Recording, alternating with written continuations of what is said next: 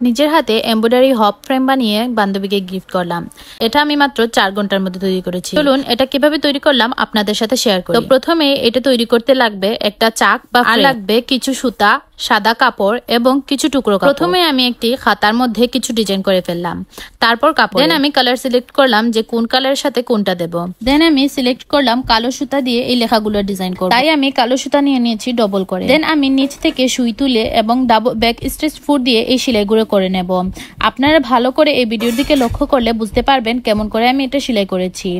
আপনারা যত ছোট করে এই সেলাইটা দেওয়ার চেষ্টা করবেন তত এটা সুন্দর হবে, কারণ যত ছোট সেলাই হবে তত সুন্দর করে ওয়ার্ডগুলো বোঝা যাবে। যদি মনে করেন এই কাজগুলো অনেক সহজ এবং অনেক তাড়াতাড়ি করা যায় তাহলে আপনারা ভুল ভাবছেন, কারণ এগুলো করতে অনেক ধৈর্য এবং সময়ের প্রয়োজন। যেহেতু এটা আমি আমার ফ্রেন্ডের বিয়ের জন্য করতেছি, তাই এই ফ্রেমের আমি শিরোনামটা দিয়েছি বা হেডিংটাও দিয়েছি ওয়েডিং ডে, আর এবং তাদের দুজনের নাম লিখে দিয়েছি, সীমা অ্যান্ড কাউসার। যদি আমার হ্যান্ডরাইটিং অতটা ভালো না, তাও আমি যতটুকু পেরেছি ততটুকু দিয়েছি। এখন আমি ফুলগুলো ডিজাইন করব। আমি প্রথম ফুলটা রেখেছি লাল মধ্যে। আজ আমি যে চাক দিয়ে ইউজ করেছি এটা অনেক ছোট। আপনারা যখন এটা ট্রাই করবেন তখন চেষ্টা করবেন যে বড় একটা চাক ইউজ করার জন্য, যাতে বারবার না খোলা লাগে। দেখতেই পাচ্ছেন এই ফুলটা করার জন্য আমি প্রথমেই নিচ থেকে সুতা তুলবো, আর এটা নির্দিষ্ট দূরত্বের মধ্যে সেলাইগুলো দিয়ে দেব। ফুলটা করার জন্য আমি এখানে 4টা রশি নিয়েছি, আর এই ফুলটা করার জন্য আপনারা অবশ্যই 7টি করে সেলাই দেওয়ার চেষ্টা করবেন, কারণ এই ফুলটা 7টি করে সেলাই দিলে সুন্দর হয়।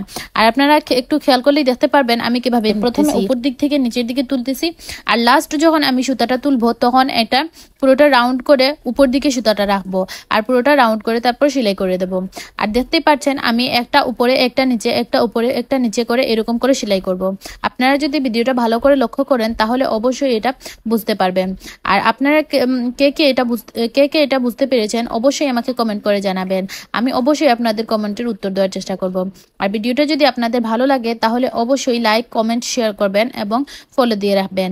আর নতুন নতুন ভিডিও পাওয়ার জন্য আমার পেজটাকে অবশ্যই ফলো করে রাখবেন। তারপর আমি এভাবে করে সবগুলা করে নেব। ভিডিওটা ভালো করে দেখলেই বুঝতে পারবেন আমি কিভাবে এই কাজগুলো করেছি। দেন আমি এই সব কাজ কমপ্লিট করে চলে আসলাম পুতুলের লেহেঙ্গা বানাতে। আর লেহেঙ্গা বানানোর জন্য আমি ভেলভেটের গাঢ় কালারের কাপড় ইউজ করেছি, আর এটার বর্ডার দিয়েছি গোল্ডেন কালারের লেস দিয়ে। প্রথমে আমি এই দুইটা অ্যাটাচ করে নেব, তারপর আমি নর্মাল সেলাই দিয়ে পুতুলের কোমরের মাপ অনুযায়ী লেহেঙ্গাটা বানিয়ে নেব। দেন আমি আরেক টুকরা ভেলভেটের কাপড় দিয়ে বর এবং কনের জামা কাটিং করে নেব। আপনারা চাইলে এটা সুতা বা কালার ইউজ করেও করতে পারেন।